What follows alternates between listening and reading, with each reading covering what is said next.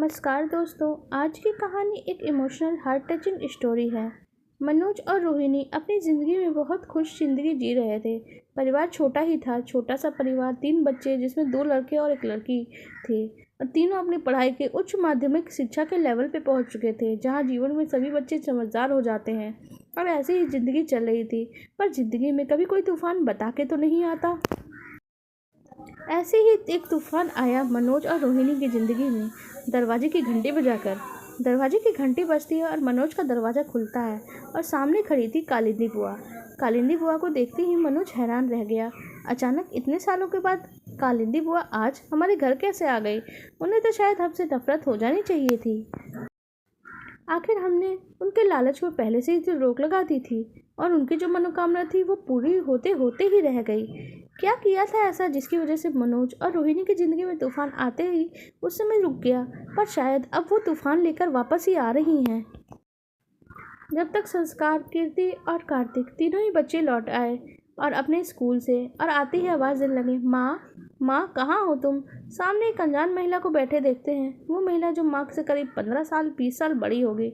कौन थी वो तीनों ही नहीं पहचानते। इन तीनों को ही देखते वो मुस्कुराती हैं और बोलती है, आओ बच्चों, मुझे नहीं पहचानते हो क्योंकि उस समय तो तुम सब बहुत छोटे थे ना। अरे याद भी कैसे ही होगा। और जैसी ही आवाज़ सुनते हैं कल्याणी जी और बहुत चिंता में घबरा जाती हैं। इस आवाज़ को सुनकर रोहिणी कहीं बच्चों को वो न बता दें, इस उम्मीद से वो जल्दी से दौड़ के बाहर आती है और तीनों बच्चों को खाना खिलाने के बहाने अंदर ले जाने की कोशिश करती है। तभी कल्याणी जी बोलती हैं, अरे तुम दोनों तो बहुत बड़े हो गए, लेकिन तुम में से ये अपना बच्चा, ये छोटा वाला है ना तुम्हारा।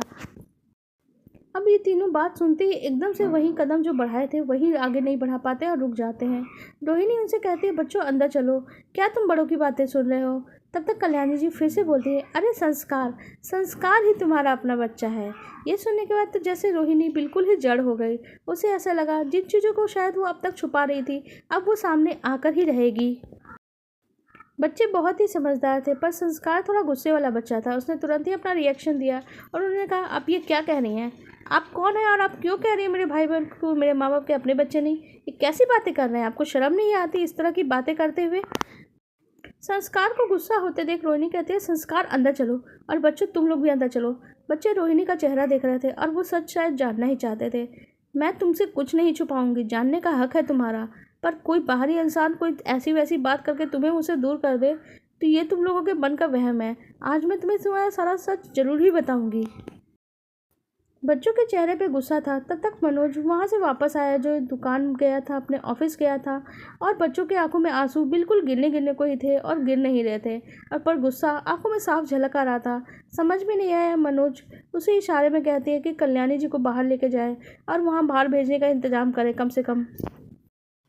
मनोज कल्याणी से कुछ कहे, रास्ता में घुमाने के बहाने उनसे कहता है, चलिए बुआ जी चलिए, थोड़ा बाहर घूम कर आते हैं, थोड़ा नाश्ता वगैरह भी बाहर ही खा लेंगे और तब तक बच्चों का भी मन शायद स्थिर हो जाए। आप तो देख रहे हैं ना बच्चे पता नहीं क्यों आंखों में आंसू लिए घूम रहे हैं। कल्याणी जी ने कहा, मैं नाश्ता वगैरह नहीं करूँगी, मैं जिस काम से आई थी वो काम तो हो गया।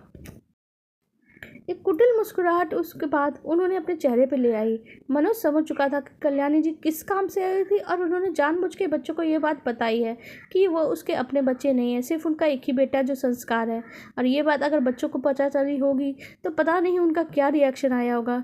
सो मनोज जल्दी से अंदर की तरफ गया और तब तक कल्याणी जी बाहर निकल चुकी थी।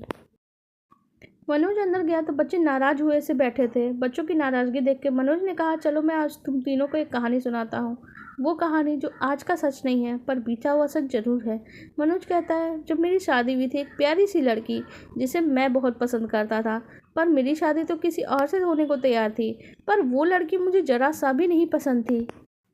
वो लड़की मेरी बुआ जी यानी कल्याणी जी के ससुराल की तरफ की एक रिश्तेदारी में थी और उन्हें उस लड़की इसलिए चाहिए थी ताकि वो अपने किसी रिश्तेदार को मेरे घर में घुसा के अपने मनचाहे काम निकलवा सकें। और मेरी खानदानी ज़मीन जायदाद के लालच को लेकर ही वो उस लड़की को लेकर आई थी मेरी ज़िंदगी में डालने के लिए। लेकिन बहुत सारे शर्तों में बंधी हुई वो लड़की बहुत ही ज़्यादा लालची थी और स्वभाव से भी बहुत बुरी थी। उसका घर परिवार में लोगों का स्वभाव और उसका बात करने का तरीका, व्यवहार देख के मुझे अंदाज़ा लग गया था कि वो बहुत ही बुरी लड़की है। इसलिए मैंने ही उससे शादी करने से इनकार कर दिया। तभी मैंने रोहिणी को एक फंक्शन में देखा था, शादी के फंक्शन में। वहाँ जो अच्छा सा व्यवहार था उसका, मिलनसार थी, लोगों के प्रति सहयोग, उसका अच्छा व्यवहार मुझे बहुत ही अच्छा लगा। रोहिणी कैसे मन की साफ, अच्छी भरी हुई लड़की थी, और अच्छे मन की लड़की, उसके चेहरे पे बिना मेकअप के भी वो बहुत सुंदर दिखती थी, क्योंकि दिल उसका बहुत साफ था। उस वक्त मैं रोहिणी को देखा और उस पर दीवाना हो उठा। मैंने खुद रोहिणी के माता पिता को और अपने माता पिता को इस बारे में बताया, और रोहिणी के बारे में बताने के बाद मेरे माता पिता को भी रोहिणी बहुत पसंद आई, और हमारी शादी एक सिंपल से फंक्शन में करवा दी गई। पर बुआ तो नाराज़ ही थी, और उन्होंने अपनी नाराज़गी निकालने का बहुत ही अच्छा तरीका निकाला। सिर्फ रोहिणी की कमियां नहीं निकाली, बल्कि जब हमारी 6 महीने तक कोई संतान होने की संभावना नहीं बनी, तो अपने समाज के बारे में और रोहिणी के बारे में ना जाने कैसे कल्याणी जी यानी कल्याणी बुआ ने लोगों को बहुत कुछ बोलना शुरू कर दिया। रोहिणी बांझ है, इसके खुद के कोई बच्चे नहीं होने वाले, ऐसी लड़की से शादी करके मनोज ने अपनी ज़िंदगी बर्बाद कर ली है, मनोज की ज़िंदगी में तो कोई संतान का सुख होगा नहीं। और मैं जो कहती मेरी पसंद की लड़की से शादी कर लो, तो उसने तो मना ही कर दिया। रोहिणी से बाहर निकलती है तो कभी लोगों की सहानुभूति, कभी ताना, और उन तरीक़ों से लोगों से बात होती ही, और रोहिणी को बहुत बुरा लगता, तुम्हारी मम्मी को बहुत बुरा लगता। शादी को तो सिर्फ 6 महीने हुए थे और लोग तरह तरह की बातें कर रहे थे। इसी बीच कल्याणी बुआ की शादी के बाद उनके बच्चे पैदा होने का क्रम जारी था, और अब उनकी 8वीं संतान पैदा होने वाली थी। कल्याणी बुआ को ना जाने यह कैसे उपाय किसने सुझा दिया, शायद उनके दिमाग में किसी ने डाल दिया, या खुद ही पैदा हुआ, कि जैसी उनकी 8वीं संतान पैदा हुई, वो मुझे देने के लिए चली आई और बोली, इसे गोद ले लो, इससे तुम्हारी गोद भर जाएगी और तुम्हें संतान के बिना नहीं जीना पड़ेगा। रोहिणी हैरान रह गई, क्यों वो अपनी संतान हमें ज़बरदस्ती देना चाहती हैं। लेकिन ऐसा रिएक्शन देती, कुछ रिएक्शन हम कर पाते या फिर कुछ बोल पाते, उससे पहले ही हमारी फ़ोन की घंटी बजती है, और फ़ोन में एक बहुत ही बुरी घटना की सूचना मिलती है। वो सूचना ये थी कि रोहिणी के मायके की तरफ में उनके रिश्ते में एक बहन थी, जो रोहिणी से करीब 10 साल बड़ी थी, और उनकी कोई संतान नहीं हुई थी। पर आज उनकी जब संतान पैदा हुई हॉस्पिटल में, तो बहन की संतान को जन्म देने के बाद ही अचानक ही हॉस्पिटल में मृत्यु हो गई है। जब तक हम वहां पहुंचते हैं, इस दुखद घटना की खबर फैल चुकी थी। उनके 2 बच्चे पैदा हुए थे, दोनों ही बहुत ही प्यारे थे, एक लड़का और एक लड़की। इतने प्यारे छोटे छोटे से बच्चे, उन्हें देखने के लिए उनके पिता भी दूसरे शहर से लौट रहे थे, और रास्ते में उन्हें ये खबर मिल गई।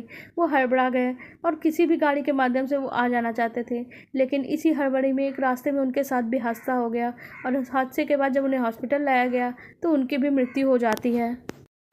इस खबर को पूरे समाज में फैल जाती है, और उनके बहन के माता पिता यानी रोहिणी के बहन के माता पिता रो रहे थे, और रोहिणी के जो रिश्ते में बहन लगती थी, इस वजह से उनके माता पिता तो कोई और थे, शायद वो उनके मौसी मौसा थे, रोहिणी के मौसी मौसा, पर वो रो रहे थे। क्या गलती थी इन बच्चों की, कितने बदकिस्मत है ये दोनों बच्चे कि पैदा होते ही अपने माता पिता को खो दिया। अभी ये अनाथ आश्रम में कैसे पलेंगे, क्या हम लोग खुद इतने बूढ़े हो चुके हैं, इन बच्चों को कैसे पाल सकते हैं। हम इन्हें अनाथ आश्रम में ही देना होगा, क्योंकि अब हम इन्हें नहीं पाल सकते। मैं ये बात बताना भूल गया कि बच्चों के दादी दादा भी नहीं रहे थे। अब उन्होंने ये कहा, अब तो हमारी बेटी भी नहीं रही, बच्ची नहीं रही, हमारा दामाद भी नहीं रहा, तो हम इन बच्चों को क्यों पालें, इन बच्चों को अनाथ आश्रम में ही डाल दो। कहीं ना कहीं उनके दिल में इस बच्चों के प्रति चिड़सी मच गई थी, बच्चों को लेके। पर बच्चों का मासूम चेहरा देख के रोहिणी उन्हें गोद में उठा लेती है और बोल देती है, मैं पालूंगी इन्हें, मेरी कोई संतान अभी नहीं हुई है, हो सकता है कि कोई मेरी तकलीफ़ हो जिसके कारण मेरी संतान नहीं हो रही है। 1 साल होने को आया है मेरी शादी को, कोई संतान नहीं हुई है, इसलिए मैं अपने बच्चों को इतना इन्हें पाल सकती हूँ। हमारी बेटी दामाद को खो दिया है हमने। ये बात जब रोहिणी की मौसी पहले से बहुत ज़्यादा दुखे थे, और शायद उन्हें बच्चों से भी कोई लगाव नहीं पैदा हो रहा था इसी कारण से। तो रोहिणी जब अपने बच्चों की तरह उन बच्चों को गले से लगाया हुआ देखती है, उनकी आंखें भर आती हैं, और बच्चों को उन्हें पालने का फैसला हमने कर लिया था। हम दोनों की इस राय से कोई भी असहमत नहीं था, ना कोई मना कर रहा था। कल्याणी जी को लेकिन जब इस बारे में पता चला कि हमने 2 बच्चों को लेकर आए हैं जो रोहिणी के रिश्ते की तरफ से हैं, और उनकी मौत हो चुकी है, कल्याणी जी बहुत ही ज़्यादा जल चुकी थी। उन्हें तो बस बदला लेने का मौका चाहिए था। उन्होंने घर खा के क्या कहा कि तुमने बच्चों को खुद नहीं लिया है, ना जाने किसके बच्चे को अनाथ आश्रम से उठा कर ले आए हो, पता नहीं उनके बच्चे हैं या कोई और है। इनके ना खून का पता है, ना खानदान का पता है, ज़रूर तुम लोग किसी अनाथ आश्रम से ही लेकर आए हो इन लोगों को। ऐसे ही ना जाने क्या क्या हमारे बच्चों को बहुत बुरी तरह वो कोसने लग गई। जो बच्चे अभी जन्म लेकर दुनिया में ही आए हैं, बच्चों को इस तरह से कोसना हमें बहुत ज़्यादा तकलीफ़ दे रहा था। हमने कल्याणी बुआ जी से कहा, हमसे कोई रिश्ता मत रखिए, आपको बहुत बुरा लग रहा है ना। तो अब कल्याणी बुआ ने कहा, ठीक है, मैं नहीं रखती रिश्ता, लेकिन मैं ये साबित कर दूंगी कि ये जो तुम्हारे बच्चे हैं ये कभी तुम्हारे अपने नहीं होंगे। मैं इन्हें सच जरूर बताऊंगी, लेकिन मैं समय का इंतज़ार कर रही हूँ। और जानबूझ के कल्याणी बुआ कल आई थी। वो हमारे परिवार को तोड़ देना चाहती थी, इसलिए तुम दोनों को वो सच बता रही थी। कार्तिक और कृतिका, तुम दोनों हमारे ही बच्चे हो, तुम्हें बचपन से हमने ही पाला है। क्या तुम अगर हमारे बच्चे होते, क्या तुम्हारे दिल में ऐसा कोई तकलीफ़ या दर्द हमने दिया है? तुम बता सकते हो। हमने तुमसे सच छुपाया, ये तुम्हारे भले के लिए थे, हम तुम्हारा दिल नहीं तोड़ना चाहते थे। सारी बातें सुन के कार्तिक और कृतिका अपने माता पिता को तो गले लगा लेते हैं, पर संस्कार का गुस्सा अभी शांत नहीं हुआ था। संस्कार ने कहा, हमें कल्याणी बुआ को इस बात के लिए कैसे माफ़ कर सकते हैं? उन्होंने मेरे परिवार को तोड़ने की कोशिश की, मेरे भाई बहन को मुझसे अलग करने के बारे में सोचा। कैसी औरत है वो, मैं उन्हें माफ़ नहीं कर सकता। मैं उन्हें सबक सिखाऊंगा।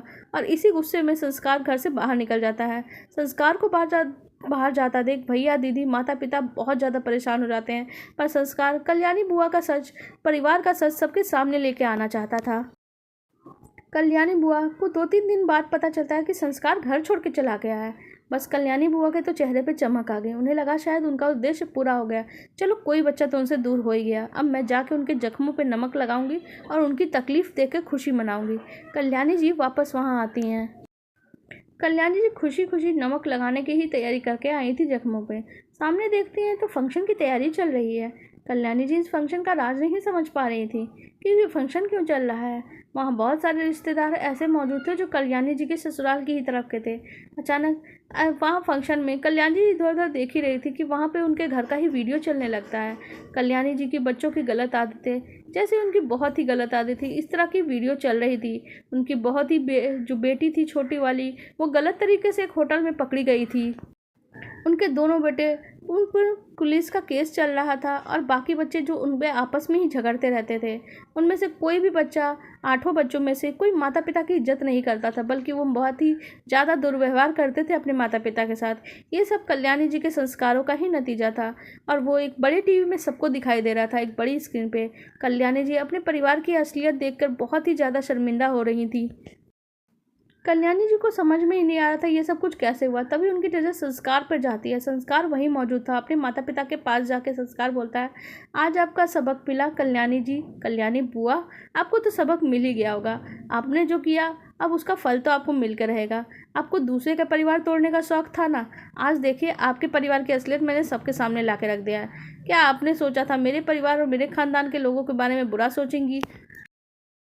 तो आपके संस्कार ने ये कर दिखाया कि आपके परिवार की असलियत लोगों के सामने ला दी है। संस्कार ने ऐसा सब कुछ किया, लेकिन मनोज और रोहिणी कभी नहीं जान पाए कि उसने ऐसा किया कैसे। लेकिन संस्कार का ये बदला हुआ रूप देख के कल्याणी जी जरूर समझ गई कि उनकी दाल यहाँ गलने वाली नहीं। उल्टा अगर वो और कुछ करेंगी तो उनकी असलियत धीरे धीरे करके लोगों के सामने आती जाएगी और खुद वो बदनाम हो जाएंगी। इसलिए वो गुस्से से पैर पटकती हुई उस जगह से चली गई। फिर कभी मनोज और रोहिणी की ज़िंदगी में वापस नहीं आने का फैसला उन्होंने कर लिया था।